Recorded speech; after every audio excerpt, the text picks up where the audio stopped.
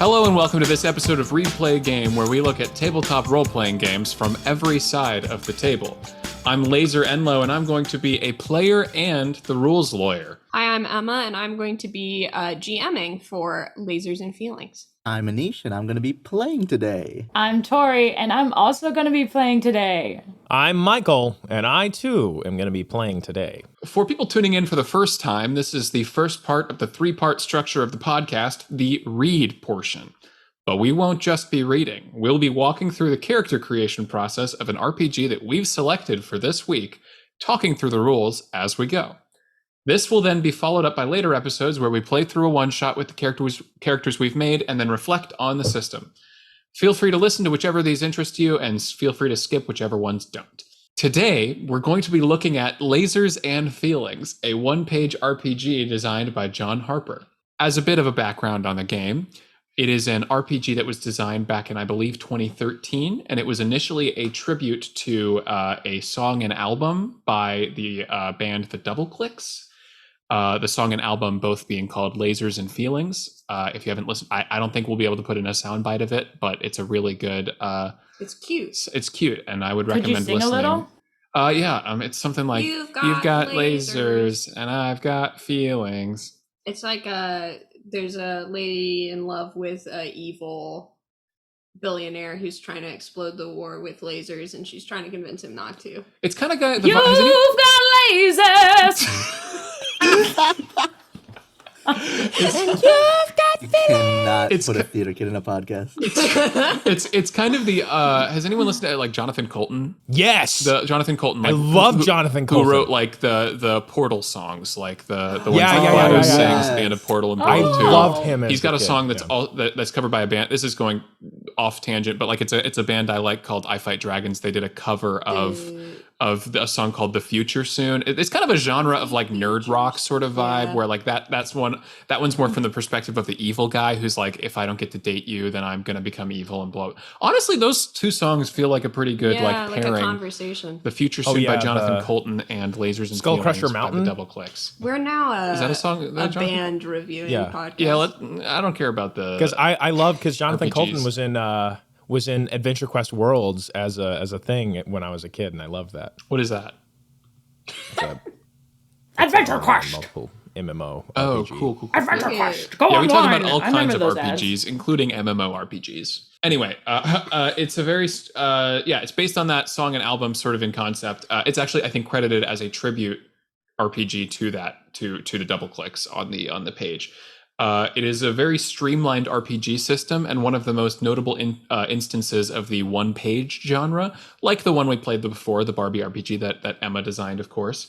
But it has, as we know, spawned many similar games in the decades since it's been created, including a lot of Grant Howitt games. Grant Howitt, who we based the High Barbie RPG, or Emma based the High Barbie RPG off of, and Honey Heist is one of Grant Howitt's big ones. That's, I believe, directly a hack of. Have you played Honey Heist, Michael?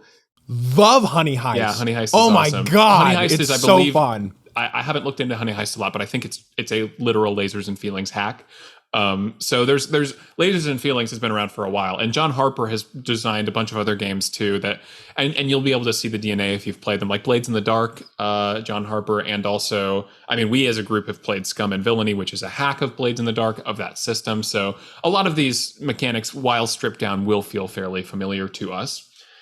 But anyway, the John Harper encourages in creating this encourages the hacking of it, which is taking the system and taking the page and making it your own, where you can have the existing rules as a sort of framework, even if that's like building off of it or literally just changing the words. Like I believe Honey Heist, the stats are bear and crime or something. That sounds right.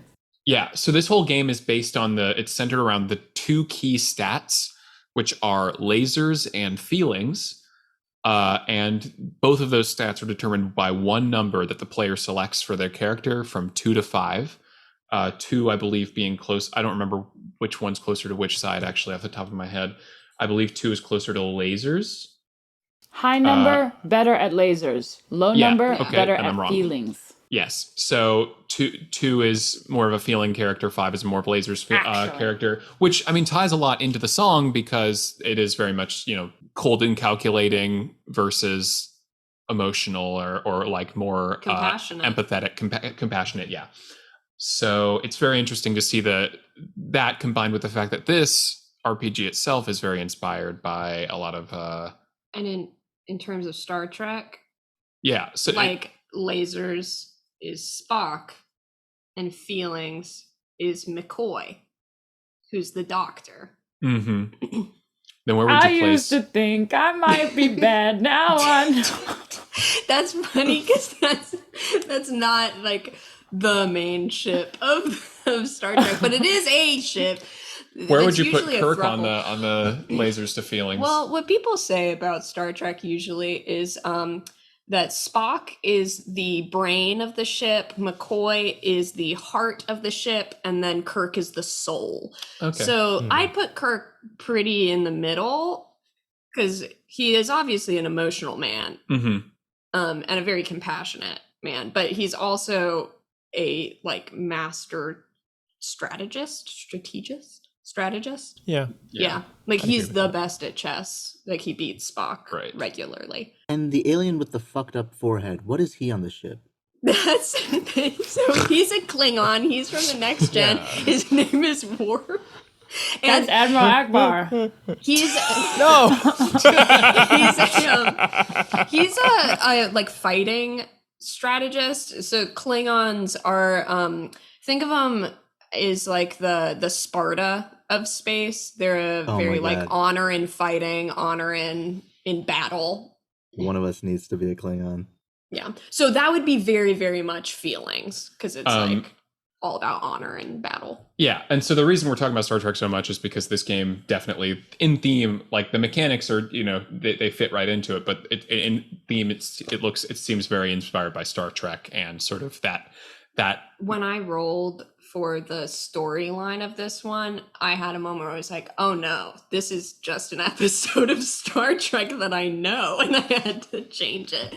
So I yes. mean, with the amount we've watched, well, I guess Michael has a decent amount of Star Trek under his belt, so maybe he would be able to call you out on it. But it has a lot of influence from that. So jumping into it, we've got Emma, who is going to be GMing our one shot today. Next week. A little peek behind the curtain. So if you want to read the sort of like premise before we get into character creation, the little introductory paragraph there. Sure, I'm gonna pull it up here. Okay, yeah, because it's got that's sort of the setting for it, which is pretty tied to this game. If you can change the setting around if you like, but that sort of goes into hacking territory anyway. So, Yeah. But it can't be applied anyway. So you are the crew of the interstellar scout ship Raptor. Your mission is to explore uncharted regions of space, deal with aliens both friendly and deadly, and defend the consortium worlds against space dangers. Captain Darcy has been overcome by a strange psychic entity known as something else, leaving you to fend for yourselves while he recovers in a medical pod. Yes. So this very much is like not only a specific setting, but also kind of sends you into a specific scenario, which is kind of in line with a bit of John Harper's other RPGs. He has one called Lady Blackbird that's set in the sort of wild. It's called like a series of games in the Wild Blue Yonder setting. This is tangentially related, I guess, but it is John Harper's sort of style, and it's like that one has pre-selected characters, so it's very interesting to have like this is a very specific RPG. Which something that's not in this build, but is something that I'll probably want to do as we talk about character creation is, yes, Captain is out of commission, right? Captain is in the medical pod. There's definitely a like first mate. There's definitely going to be someone who's in charge. They're probably not, fully comfortable in that position, more comfortable in first mate, but I'd like to kind of figure out the crew hierarchy as we build our party. Mm-hmm. Question: who is the consortium? Yeah, so Is it pronounced consortium? maybe. Well, I consortium. recognize the word because that's what a group of octopi are called. That's fun. So Yeah. in Star Trek, there's essentially is it the Federation? Mm-hmm. Yeah, the Federation. So in Star Trek, it's like the humans and aliens that have come together and like said we're all going to be chill. So the consortium or the consortium. Let's see. Let me play the pronunciation. Consortium. The I like consortium is like the group could that call- is in one corner of the galaxy that are exploring the rest, and they reach out and invite people to join. And correct me if I'm wrong, Star Trek is kind of like they've sort of created a pretty peaceful society, right? Absolutely Yeah. on Earth. Yeah. Like super peaceful. So the there's- opposite of Star Wars. Yeah. And what's really fun about the multiple series of Star Trek is that you see the universe develop. Like in the original series, Klingons are pretty at odds with humans. There's a lot of rumbles. And then in Next Gen, you're skipping a lot of time, and now there's a Klingon on the bridge. Like now they have, brokered a peace and they're all hanging out now. So that's pretty fun to see. So there's no like big bad in Star Trek. It's like an anthology of different adventures. Yeah. Oh, okay. There's like in the original series, Klingons come up multiple times, but it's like political issues, like it's not like Differing an evil ideologies. entity. Yeah. Got you. Oh, okay. I mean, there's like The Borg. The Borg. The Borg, Yeah. yeah. That's next gen. Yeah, the though. Borg is like big bad. The Borg's but pretty yeah. bad. They're like cyborg hive mind that's trying to assimilate everyone. okay. Assimilate. When I was Sorry. working in the I'm thinking exterminate from Doctor Who. when I was working in the Playmakers costume shop, they were like making a Borg.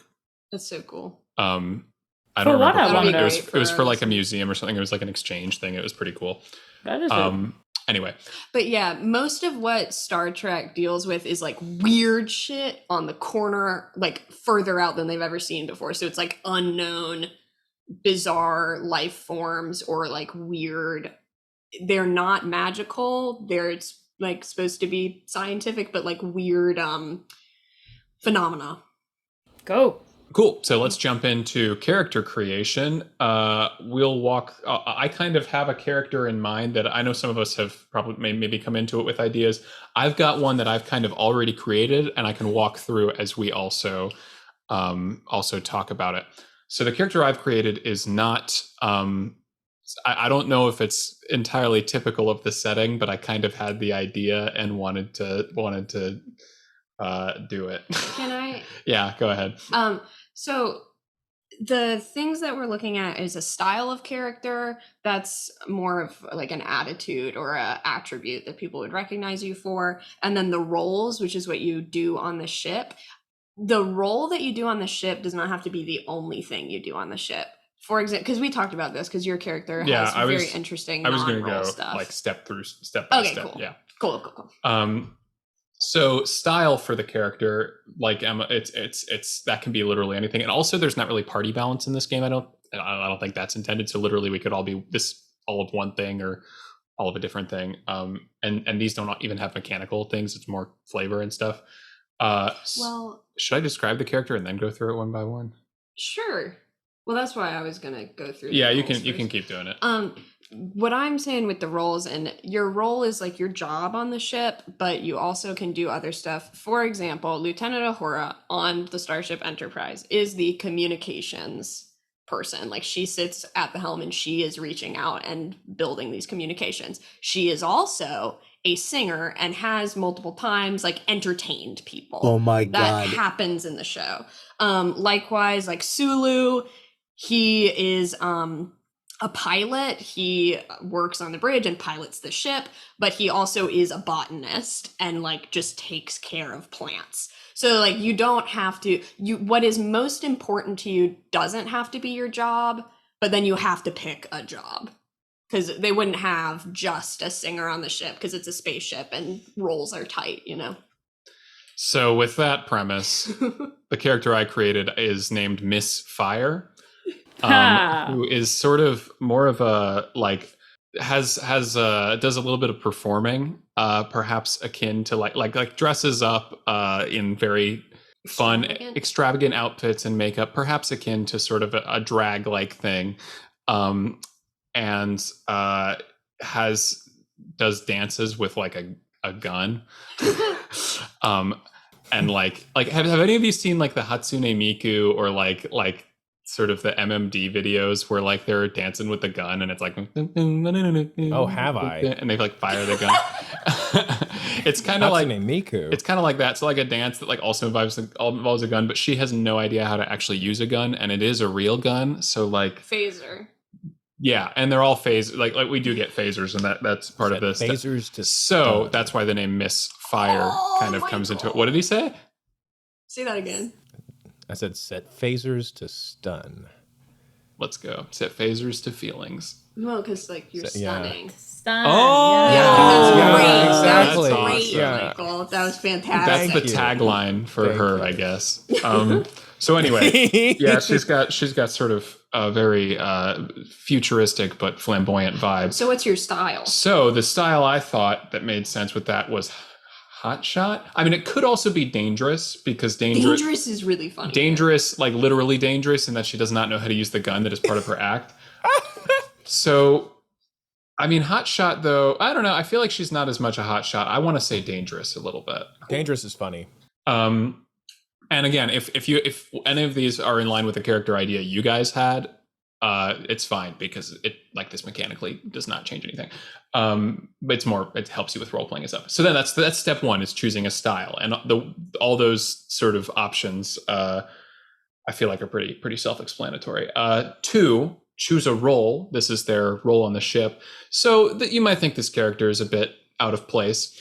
In my head, she of the options, it made more sense. But the most sense for me for her to be an envoy, sort of a diplomat sort of vibe, and maybe like has experience like interacting with people and talking to people, and we had a talk about where she, like how she could be on it. I don't know. I won't go too in depth with it, but envoy makes the most sense for that because yeah, that's sort of what I had in mind. 3 is where you choose the number, which in her case, I believe she is as not lasers as you could possibly be. So I'm gonna say a 2. Cool. So she's all about feelings, which in this indicates if you're better at feelings, that covers stuff like intuition, diplomacy, seduction, wild, passionate action. Feel like that applies to what I'm talking about, versus lasers being technology, science, cold rationality, calm, precise action. And just to reiterate the mechanic for that, I would call for a feelings roll and you would roll, and if you rolled above a 2, then you succeed. That's simplified, we'll get into more. And then if I called for a lasers roll, you would have to roll below a 2 to succeed. So that's how those like numbers work. And meeting the number is a success. It's like a special success called laser feelings. Yeah.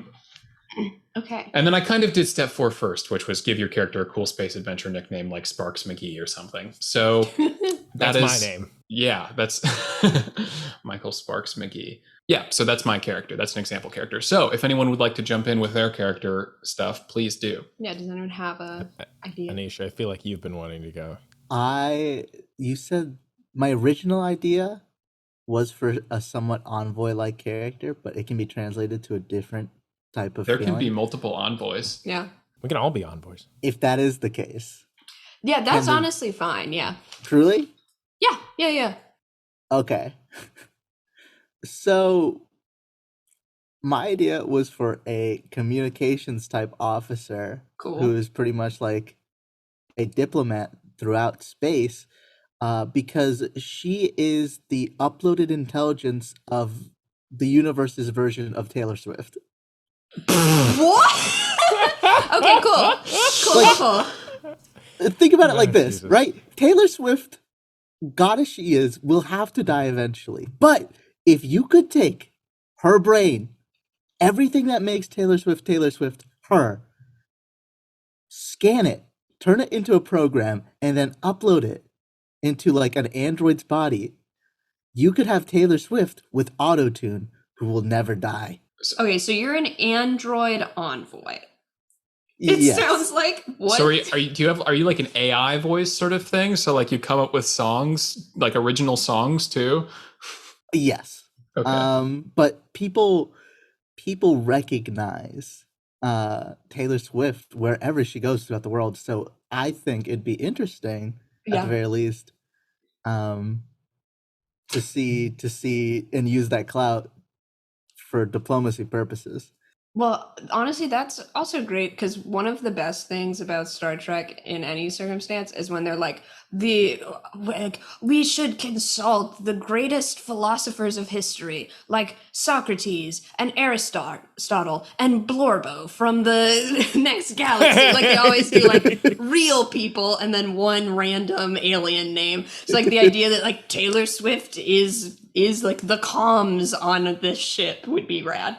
Do you have a physical form? Yes, it is. Okay, cool. A robot type B body of some kind. That looks like Taylor Swift? That looks like Taylor Swift. Excellent. Okay. What's your number? Your digits? Here's where I'm at, right? Because again, you could take the idea of uploaded intelligence and like make it into anything. Like you could play a scientist who is a brilliant engineer and uploaded himself before, he died. Mm-hmm. But I just think it's so funny to straddle the line between science and reason. So maybe a character arc for this character can be like, I'm definitely not Taylor Swift, Wow. but I'm sort of halfway in between. So I'm going to say 4. 4. So you're more towards lasers, but in the middle. Yes. Like Cool. she presents a very Feelingsy. feelingsy thing, but in the inside, it's all metal. Wow. And then do you have a fun nickname? Oh my God. This is the part I didn't think about. If you don't, we can come back to it. I'll just write come you back. Taylor for now. Or TS. Taylor's Swift. version. Taylor's version 2.0. That's or so something. funny. That's really good. Can we do with that? Yeah, that's great. We're about to get sued. Yeah. Just call it T2. T2! T2! Like the T2, fucking yeah. Terminator. That's awesome. Okay. T2S2. Yeah. That's Oh. fun. That's what we call when we have train 1 and train 2 where I work, and on the radio they go T2 leaving the station. So now I'm gonna think about that. Taylor Swift. T2 going through the bridge and making the wolf sound. Yeah. Excellent. All right. Who else has ideas? Why don't you go, Michael? Because I'm stuck between 2. Okay. My idea. So as a style, like a general appearance, I'm gonna be this little weird alien creature. That's kind of like, talking about, Sebulba. Yeah. So my idea is kind of like, yeah. Oh, yeah. But like, my idea is like kind of this small little alien creature with this kind of like spiky like back type thing, like very like chitinous kind of like shelled exterior, who is like this really great like pilot, like like really great, like knows how to like fly incredibly well, but is kind of unhinged. And my idea for the name of the he will be named Banjo. In his off time from piloting, he's also really good at the drums. Kazoo? Oh. No. That's funny. And so like Banjo's this like little teeny, like very like short armed, like. Well, I guess kind of like prehensile, like, not prehensile doesn't work, but like kind of like extendo armed creature that like can like has like 4 that can use interchangeably arms and legs as feet. Cool. As hands, I mean. So like able to control like all of the different things separately. And then number. This is what I was split on because I'm like I feel like for piloting this ship, Yeah, exactly. For piloting the ship, would lasers be better for piloting the ship? I think it just depends on how you pilot. Yeah, it depends. Like if you're going like a more like Luke Skywalker approach, that could be more of a Feelings. feel it, like pray to God and let it happen. But also, you could be cold. You could be calculating about it. I feel like feeling like going more towards the feelings would be fun. So I'm gonna say, I kind of want to go for a 1, but I'm gonna say 2. You can't do one. It's only Can't 2 do one, to so I'm 5. gonna say 2. Cool. It's a 2. So yeah. Banjo's a 2. Banjo too-y. He trusts in the heart of the ship. So true. Okay, so recap. T2, are you more lasers or more feelings? I am more. You're a 4, Lasers. right? I'm a 4. 4. So we've got one. Okay, so my 2 ideas basically, one would be like shrimpy, whiny, perhaps a Morty type character. And then my other one would be like a more android. My favorite thing about this one would be the name. I would be Ak Chuli, and it would be kind of like a very knowledgeable. Yeah, the Pushes thing up is- glasses. right. That like I'm actually emoji. The thing is, I like that. I'm not super knowledgeable on the Star Trek world, so I That would sounds just be like Data. Which That would fit is- Yeah, like well. Commander Data. Yeah. Data was the name of the character in. Oh, then that's Commander Data. They did a great Okay, job. yeah. What if it's like your facts are old and you get Outdated? stuff wrong all the time? Misinformation. Okay, that works for me. So I'll be android, Cool. and So we have one human. sounds like it. Which this is very fun. I'll be an android scientist. Cool. Love it. Does that fit? Yes, And and, then- Spock is technically like the scientist. He's the first Got mate, you. and he's just like that's his real title thing. Spocktually. And so I'll go. Thank you. I'll go closer to lasers. I'll go for a 4. Cool. And yes, the name will be. Is there already a character in the universe named Akak, or no? No. You know who that is? That's that. It's a really old 70 movies where the aliens come down and they're like Akak, Akak. Does anyone know what I'm talking about? Nope. No. Okay, so I'll look it up. So we've got a 4 lasers, android, Okay, scientist. Julie. Yes. And I'm gonna suggest just with the knowledge that I have, we're all great. But I'm gonna suggest that you being an android, you be an android like Data is, where you're like you look uncanny valley, not human, but like a human. I look like a human. Yeah, but like a little different. Like you don't sweat. Okay. You know, because that's how, like, Star Trek has a lot fewer droids. It's Okay. the androids, like, yeah, send a Data picture. Data's just kind of like sparkly a little bit. He looks like a guy, but he has white eyes and like there's no warmth to his skin, so he's just like pale white. Jesus. Yeah. I could imagine also the Taylor Swift bot looking a lot like That's looking literally terrifying. like Taylor Swift, but having like that kind of skin. Maybe I don't know. Got That you. would be so scary. By the way, the movie I'm talking about is called Mars Attacks. Is when they come down and they go Akak. Anyway, Mars needs moms. And as a side note, one of my favorite drag performers on Dragula, Eva Destruction, brought out an Ak attack for Icons of Horror and went home on that look. It was actually crazy because they called the other competitor's name, so I thought that Eva was safe. And then they dropped Eva like as a troll, and you go through like a trap door when you get. It's terrifying. Anyway, spoilers. So whatever. I had a visual reaction to the Ak.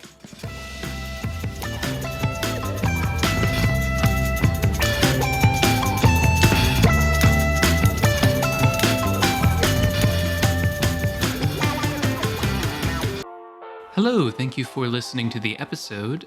I'm just jumping in here again to talk about the usual stuff. First up, we had a lot of fun playing this game, and we hope that you can too if you'd like to. So you can find it as a free PDF online at johnharper.itch.io, where you can also find plenty of his other incredible games like Blades in the Dark, Lady Blackbird, and a whole lot more. You can also support him on a more regular basis if you'd like on his Patreon, which is patreon.com/johnharper. He makes some seriously good games, so I highly recommend that you check them out. We'll likely be even returning to them ourselves on this podcast because he's just made so many cool ones. So yes, thank you to John Harper for making and letting us play this game. Once again, we are always looking for more games to play, though, so please reach out at our email if you've got any ideas. Our email is readplaygamepod@gmail.com. You can also reach out to any of our social media accounts, which should be the same thing without the @gmail.com. Even our TikTok, which we've just recently created. So if you haven't followed that, go ahead and follow us there. We're going to be posting fun clips from the show.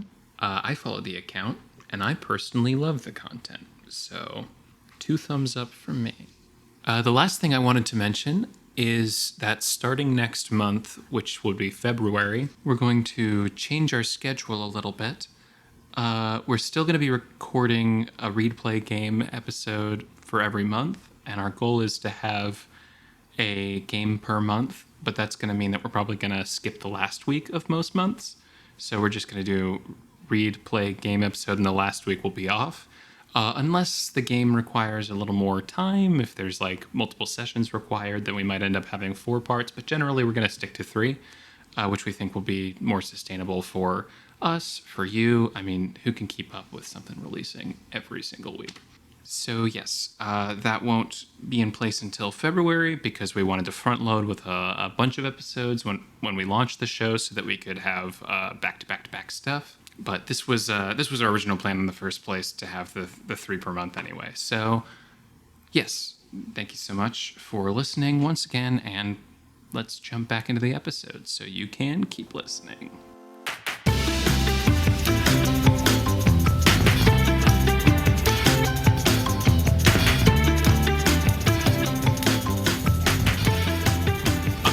I know I said party balance wasn't that important, but This is fine. Okay, I was I could shift to like a 3 maybe. Oh, I think it's fine. Yeah. Do we not need like a medic? Like, do we take damage in this game? You take damage, or you don't. Yeah, take you don't damage, really. but like you could get hurt. All right. But there would definitely be a medic on board. Like you're not out a medic, Gotcha, like you could call up help. Or we have a machine that heals us, because that's Star Trek. That is the medical pod that the captain is in. Oh, like Among Us? Like Medbay? Like Among Us, yeah, absolutely. Okay, so now the next part is we as the players get to collectively create the ship together. And we decide who the imposter is. Yeah. As a group, pick 2 strengths for the Raptor. We get to choose either fast, nimble, well-armed, powerful shields, superior sensors, cloaking device, or fighter craft. And to clarify, just in case, the Raptor is the name of the ship. Yes. Yep. We do not also have an awesome Raptor, Velociraptor, as part of our team. Yeah, that is not one of the listed Does anyone strengths. want any, explanation on any of these? Or how they might be useful? I don't know what's helpful to the listeners. Like, should we read out the styles, or do they have access to this? I think we just... I think that it's...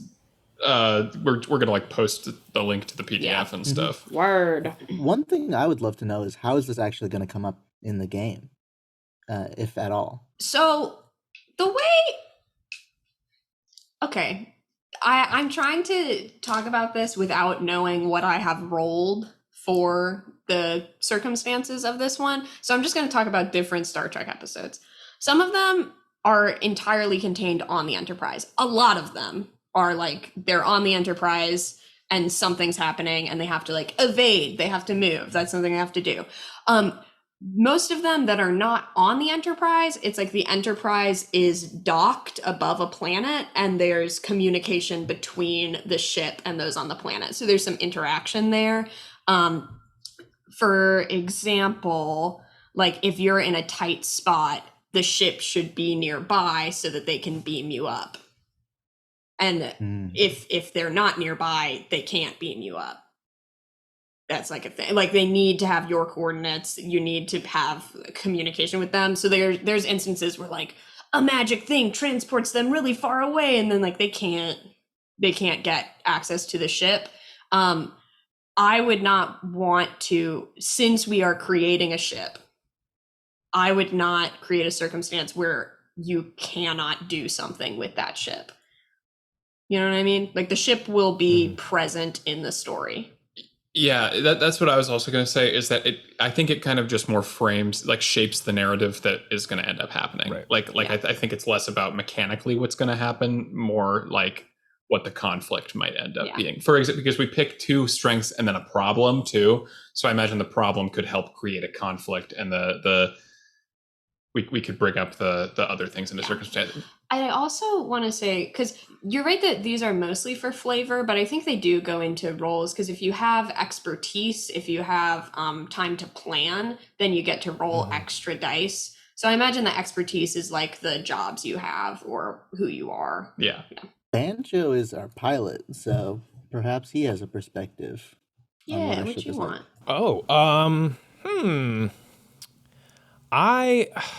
Of the positives, like the strengths, I'm not entirely. I feel like nimble would be good, like being able to evade and like move quickly like around. Like fast seems good, but I feel like nimble, like if we're locked in, like being able to like dodge and avoid shots and stuff, I think is important. So I think nimble is good. Aside from that, I don't have like a super. I guess it depends on like whether we want to be a ship that's like sneaky or be a ship that's like good in combat. Because like good in combat, I feel like nimble and like, what's the difference between fighter craft and like well armed? That's a great question. That is a great question. Maybe one is more about taking damage. But they Well, also there's have also Powerful shields, yeah, because it's like it's whatever. Like maybe we want it fighter to craft be. is just better and like designed for battle, whereas if we're not a fighter craft, we're more like just like an And exploration. you know what? I bet it's a fighter craft gives you both, I think, well armed and powerful shields, but people are gonna recognize that you're a fighter craft. I bet that's it. That's a good compromise. Because a huge thing with Star Trek is that they are diplomats. Like they usually are trying to find they don't go into things fighting, but if you're a fighter craft, you're a fighter craft. I think based on the fact that we have two people who are envoys, I do feel like we could do something that's less like I don't think we would want to be a fighter craft. Maybe we should pick something like powerful shields or cloaking device for the sake of our Yeah. I feel like nimble is good for if we like get into something so we can like get out of it. But yeah, I think cloaking device or powerful or superior sensors for like being able to know if there's like that could also be good. And I want to just clarify sensors in this world. Like they can be anything from there's something on the horizon in quotes coming up. It can also be we're on top of a planet, scan for life forms, and it tells you how many life forms there are on the planet. So like there's a lot of uses for sensors. I'm pro powerful shields or superior sensors. I don't know what other people feel. Sensors make sense to me. Let's do sensors. Nimble and sensors. Yeah, sounds good. Go. Cool. I also realized we skipped over. Oh, the character goal. I totally didn't even see that. So, yep. What we should note is that our characters all have a consortium uniform, a super sweet space phone camera communicator scanner thing with universal translator, and a variable beam phase pistol, which is set to stun usually, which means that we can change that. What is the other option? Kill? Kill. I think there's others too, but let me pull it up. Kill. And then there's the player goal: get your character involved in crazy space adventures to try to make the best of them. The reason we play. Okay, Yeah. real quick. The phaser has multiple settings of stun, so it can be like daze them. It can be unconsciousness for a little bit, or like out. And then there's also kill. Huh. So then we each choose an individual character goal, which you can choose one or just create your own. I'm going to choose one from the list as an example. I think of all of these, for my character, it would probably be keep being awesome. You have nothing to prove. I feel like that fits my character. Any of these other ones speak to the three of you? Let's just go in order, yeah? I think Niche was next, yeah. I think the next step in T2's adventure is to find new worlds, to spread the joy that she brings to the world. Cool. I'm not sure. Part of me is like, I feel like Banjo wants to meet new aliens, like meet different like aliens, because I think that's funny. But I don't know. Meet new aliens, shoot bad guys, become captain. I'm gonna say become captain because I feel like that's funny. Cool. And then I am gonna go with prove yourself. And now I'm wondering, could I be like one of the newer recruits on the ship? Cool. Cool. So yeah, while we're on this, maybe we build the ship first with the reputation, and then we can talk a little bit about like hierarchy too. But I like Ak is newer. Cool. And Cool, boy, yeah. do I have a lot of ideas of things we could change around here. So we said superior sensors and nimble for our ship's strengths. And now we have to choose a problem, which could be fuel hog, meaning we always need energy crystals, only one medical pod, and which Captain Darcy is currently in. Horrible circuit breakers. In battles, they tend to explode on the bridge, or consoles tend to explode on the bridge, or a grim reputation. Captain Darcy did some bad stuff in the past. Well, doesn't Taylor Swift have like a song called Reputation or something? Bad reputation. Yeah. Let's do that one, right? I was gonna say, I feel like that's the one that like brings the most interest to me personally. That one is definitely, I feel like, the more like background, like getting a sense of what the ship has been in the past, versus the others I think are more complications for the story. So yeah, I think that's really fine.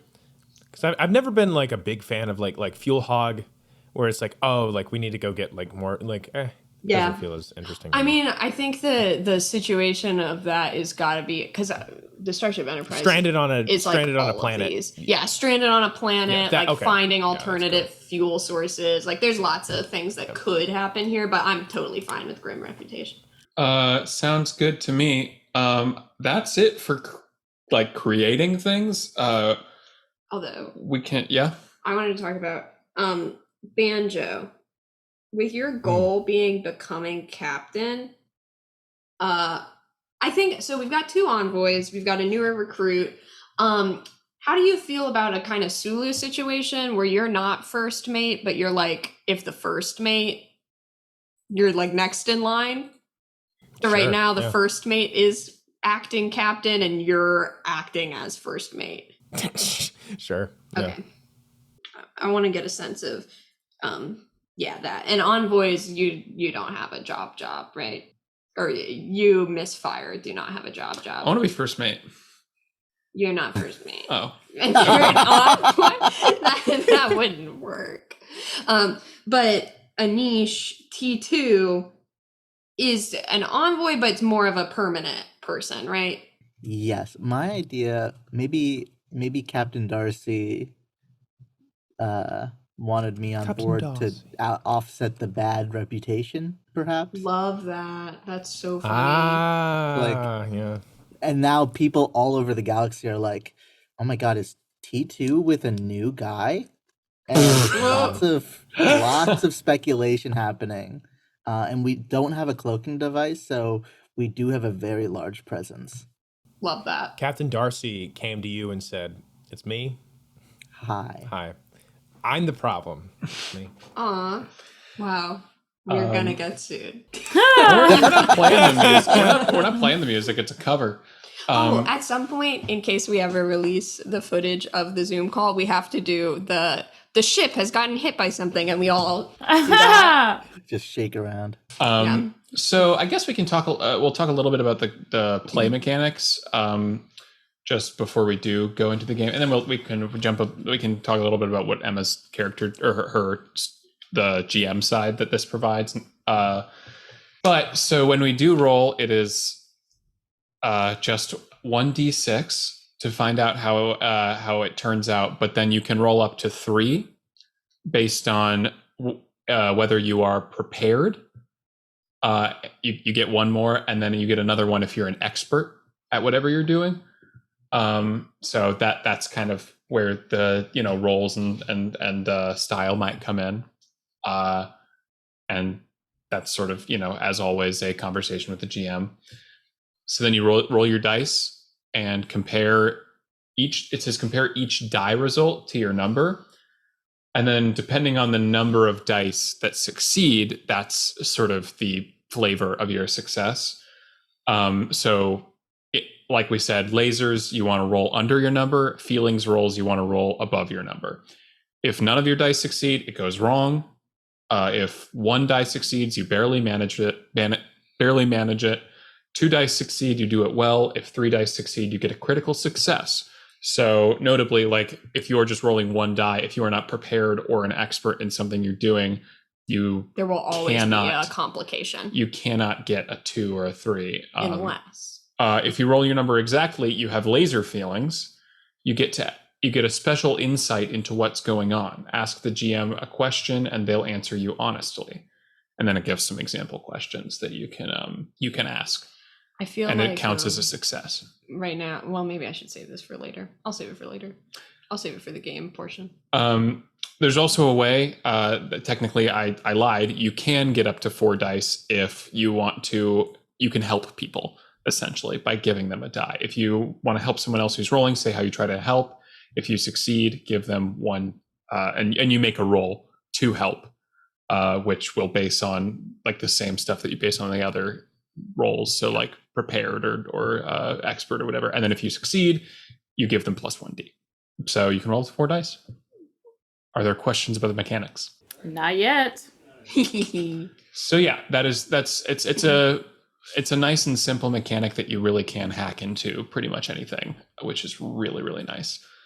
Cool. So we won't go into what Emma's picking, but just to sort of give an idea of what this game provides, there's also a table for generating, like Emma's Barbie game, which based on several tiers of this, you can generate a threat that wants to do something to an object or person, and then a result of that. So there's several tables that Emma will roll a d6 on, and you can, of course, choose whatever you want from the table if something calls out to you. Yeah. Or if you just have an idea for an adventure. It's more, to assist as much as possible, because the goal is to be a low prep game. Which I'll talk a little bit about this in my, what's it called? Like behind the screen? I don't think we called it that, but that's a really fun name. The behind the screen little mini segment. I have already rolled. I rolled for everything, used the rolls. I'll talk a little bit more about that later, but yes, have rolled, only using rolls. Not to say that you shouldn't come up with your own stuff, but I wanted to use all of the resources of the game for this one. Awesome. Okay, so unless there's any other thoughts or concerns, that can be the end of the read section. Cool. I'm pretty pumped. So once again, we're playing. I'm so excited. We're playing. I rolled a really fun one. We are playing Lasers and Feelings, created by John Harper.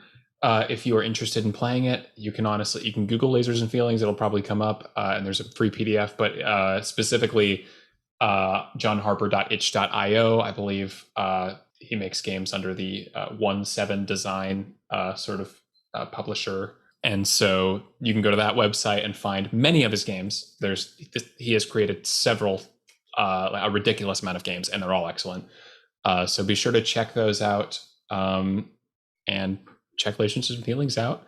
But until then, see you next week. we will see you Live long and at prosper. a different side of the table. Yeah, everyone do the live long and prosper. Live long and prosper. Wow. This is great for the podcast.